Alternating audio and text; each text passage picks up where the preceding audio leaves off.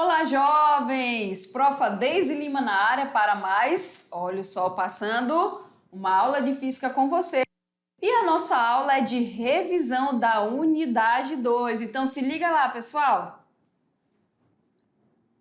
Na nossa aula de revisão da unidade 2, nós vamos falar o que? De campo magnético, magnetismo, força magnética, força eletromotriz. Então vem aqui comigo, pessoal. Tudo relacionado ao magnetismo, tá certo? E nós escolhemos o quê? Primeiro a nossa aula de número 13, que ela traz fenômenos magnéticos, propriedades do ímã e campo magnético terrestre, foi o que nós vimos nessa aula. Lembrando, pessoal, que nós temos materiais que têm propriedades de atrair certos tipos de material. Então, por exemplo, tem uma pedra lá chamada magnetita que ela tem a propriedade de atrair pequenos metais para si. Então ali nós vimos, pessoal, que essa questão da atração, ela é uma interação, tá certo? E interação em física é chamada de quê? De força. Então, como eu tenho ali, ó, descoberta do magnetismo, essa interação magnética é chamada de força magnética, tá certo? Então nós vimos aí, ó, que o ímã, certo? O ímã, ele é o maior símbolo que a gente tem, né, pessoal, do magnetismo. Olha só o ímã aparecendo bem aqui. Ele é o símbolo que a gente tem do magnetismo, certo? Eu posso ter ímã natural, que é encontrado na natureza, tá certo? Eu posso ter o ímã artificial, que é um ímã imantado, né? Quando você esfrega qualquer material, né, gente, no ímã, por exemplo, você vai tornar ele magnético num certo período de tempo, tá certo? E nós também temos aí o eletroímã. O eletroímã, ele se dá justamente pelo fenômeno do eletromagnetismo, né? Lembra que a gente teve aquela aula lá de indução eletromagnética, que quando a corrente atravessa um condutor, em torno desse condutor nós temos a geração de um campo magnético, tá certo? E esse campo magnético, ele só vai ser o quê? Gerado a partir do momento em que eu tenho corrente passando nesse eletroímã aí, tá? É muito utilizado, gente, em ferro velho para tirar grandes quantidades de ferro e transportar. Fechou o circuito, ativou o campo, aí colocou, desligou o circuito, desligou o campo, aí cai o material, tá certo? Nós vimos, pessoal, que um ímã, ele é um dipolo magnético. Então o ímã tem o quê? Dois polos. Nós vimos que tem o polo norte magnético e o polo sul magnético, tá? Lembrando que a interação magnética, ela é mais forte nos polos, tá certo? Ok? E como um ímã é um dipolo magnético, nós podemos fazer o quê? Que a interação, que a força magnética, ela pode ser tanto de atração quanto de repulsão. A atração vai ser o quê? Quando você aproxima polos diferentes, tá certo? E a repulsão vai ser o quê? Quando você aproxima polos iguais. Tá bom? Então, por exemplo, eu tenho repulsão quando eu aproximo ali, ó, dois polos sul ou dois norte, tá certo? A interação magnética vai ser de afastamento, ok? Ou atração quando você aproxima polos diferentes, tá? Então, toda vez que eu aproximo ali um ímã de um metal, o metal é atraído para o ímã, né? Nesse caso, ele é ferromagnético, tá certo? Ok? Nós vimos, pessoal, dessas propriedades, dipolo, 2, a gente tem a atração e repulsão. E qual foi a outra propriedade que nós vimos que são colocadas aí em relação aos ímãs? Nós vimos a inseparabilidade dos polos magnéticos. Deixa eu só passar a última animação ali, ó, repulsão, a atração, olha só que bonitinho, ali, ó, certo? E nós vimos também a inseparabilidade. Bom, o que é isso, pessoal? Significa se eu pegar uma barra, um ímã barra, por exemplo, e eu quebrar. Ah, professora, se eu quebrar esse ímã bem no meio, eu vou ter um ímã pedaço com polo sul, outro com norte. Não, né, jovens? Se eu quebrar, eu vou ter dois pedaços de ímã. Aí, cada pedaço vai ter um polo norte e um polo sul. Um polo norte e um polo sul. Se eu pegar esse pedaço aqui e quebrar em mais pedaços, cada pedaço que você quebrar vai adquirir dois polos, tá? Então ele é um dipolo magnético, tá certo?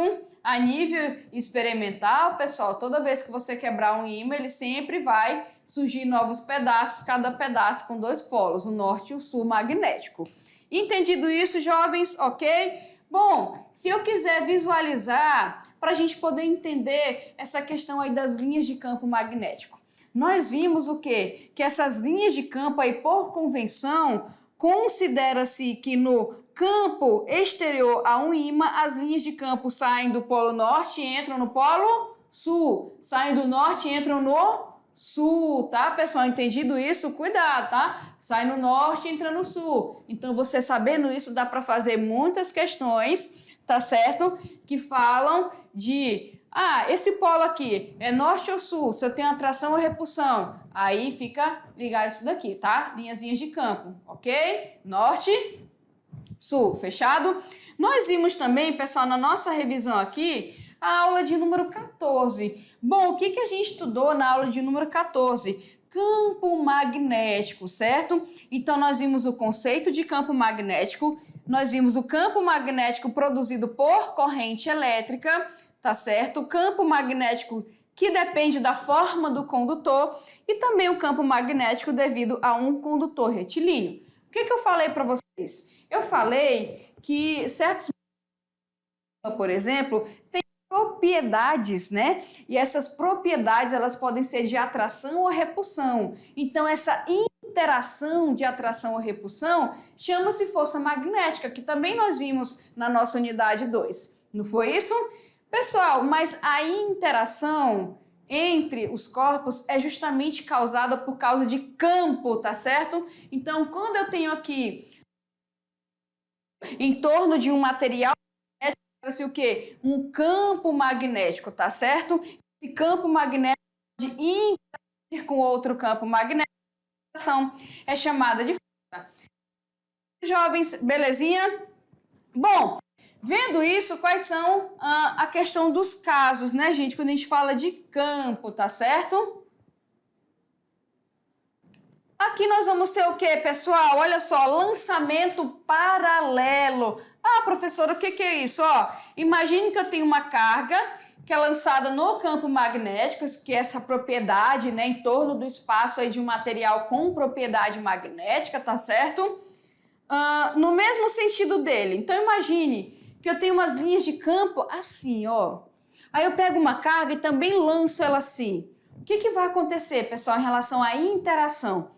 Então, esse ângulo que está na mesma direção, tá aqui a linha de campo, né? Nesse caso aqui, eu vou colocar até a imagem para vocês. Tá aí, a linha de campo, primeiro caso, tá? Se eu jogo uma carga na mesma direção, ou ela vai formar um ângulo de zero, porque está no mesmo sentido e direção do campo, ou 180, porque está na mesma direção e no sentido oposto. Nesse caso, vai estar na mesma direção, tá? O que vai acontecer, pessoal? Como a força magnética, que é a interação aqui, ela depende do valor da carga, do valor da velocidade da carga, do valor desse campo aqui e do ângulo que é formado, que no caso é o seno, o que vai acontecer? Se eu jogo com 0 ou 180, que é a mesma direção, a interação magnética é o quê? Nula, tá certo? Professora, então, quando é 0 ou 180, a força é nula, exatamente. Então, quando for diferente isso daí, pessoal, ou seja, o ângulo tiver um valor diferente de 0 ou de 180 aqui, o que vai acontecer? Eu vou ter que o seno não vai ser 0 e eu vou ter a força magnética, tá? Ok? Segundo caso, carga com velocidade paralela ao campo magnético, tá certo? Olha aí, Aqui, na verdade, que eu estava falando para você, gente, esse caso aqui, ok? Paralela, o que é isso? Ângulo de 0 ou 180, é o caso que eu estava falando para vocês, que eu chamei de primeiro, na verdade é o segundo. O primeiro caso, gente, é carga parada, que é a mesma coisa, gente, se a carga está parada, a velocidade é 0. Se a velocidade é 0, interação magnética nula, é mais fácil ainda, tá? E aqui, quando eu tenho a mesma direção. Fechado? Ok, belezinha? Agora, jovens, a carga que se movimenta perpendicular ao campo magnético. Se ela é perpendicular, tu imagina tá aqui o seguinte, tá aqui, a plaquinha de campo, tá certo? Ó, tá aqui a plaquinha de campo, vou virar para vocês, ó. Tá aqui a plaquinha do campo. Aí eu tenho a carga se movimentando perpendicular, então ela pode fazer duas coisas. Ou ela pode sair assim, ó, na direção de vocês, ou ela pode estar entrando. Se eu for pegar esse ângulo aqui, ó, vai dar quanto? 90 graus, né? Então, ela está perpendicular, ou seja, não é 0 nem 180. É o quê? 90 graus, tá? Então, pessoal, quando é assim, o que está acontecendo com ela? Ela vai ser desviada por esse campo aqui, vai executar um movimento que é dito circular, tá certo? E para eu calcular a força magnética, eu vou precisar do quê? Opa, deixa eu voltar aqui. Eu vou precisar, ó, da massa, da velocidade e do raio, já que ela está em movimento circular. E para eu calcular o raio, eu vou precisar da massa, da velocidade, da carga e do campo. Belezinha? Então, carga em repouso ou na mesma direção, 0. Diferente disso aqui, perpendicular, ó, você calcula a força por aqui e o raio por aqui. Fechado?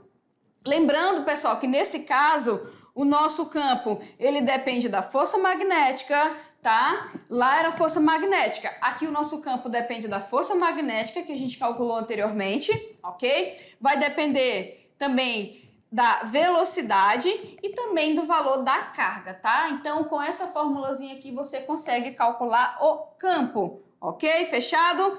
Bom, pessoal, eu consegui calcular o campo, eu consegui calcular a força, eu consegui calcular o campo, mas se eu quiser saber como esse campo pode ser desenhado, o que eu devo fazer? Lembra o que a gente vai fazer? A regra da mão direita, né, pessoal? Aqui é só para mostrar a unidade, ok?